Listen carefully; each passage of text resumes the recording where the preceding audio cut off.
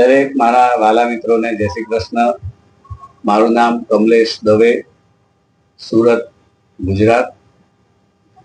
તો મિત્રો, શ્રાવણ માસ અત્યારે ભારતીય શ્રાવણ માસ ચાલે છે, તેમાં આપણે શિવજી વિશે આજ બીજી એક વિશેષતા જાણીએ।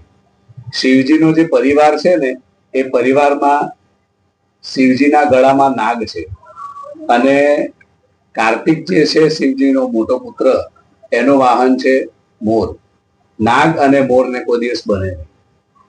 પછી ગણપતિ ભગવાનનું વાહન છે ઉંદર, અને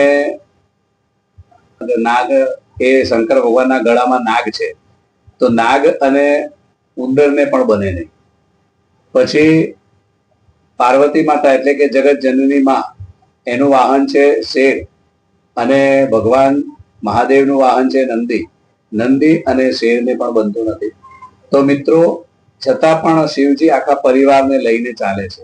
આજનો સમય એવો છે કે આપણે પરિવારને લઈ અને ચાલવું એ બહુ મુશ્કેલની વાત છે, છતાં પણ આપણે પરિવારને લઈને ચાલીશું તો ભગવાન આપણા ઉપર પ્રસન્ન રહેશે। કારણ કે ગમે જેવી તકલીફો હોય તો પણ પરિવાર સિવાય બીજું કોઈ વસ્તુ કામ આવતી નથી।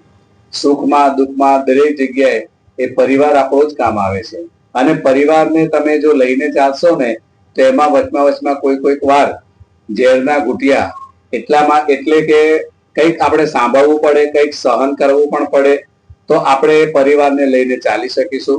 અને મિત્રો, તમે પરિવારને લઈને ચાલી શક્યા, પરિવારની સાથે તમને રહેતા આવડી ગયું, પરિવારને લઈને ચાલતા આવડી ગયું, તો સમજો કે તમને જીવન જીવતા આવડી ગયું। તો પરિવાર એ પરિવાર છે, એટલે પરિવારને હંમેશા લઈને ચાલજો, કોઈને પણ આગળ પાછળ છોડતા નહીં। મિત્રો, આજે આપણે એટલું જ સમજીશું। આ મારો વિડીયો જો સારો લાગે તો સબસ્ક્રાઇબ કરજો, શેર કરજો, કોમેન્ટ કરજો અને લાઈક કરજો। જય શ્રી કૃષ્ણ।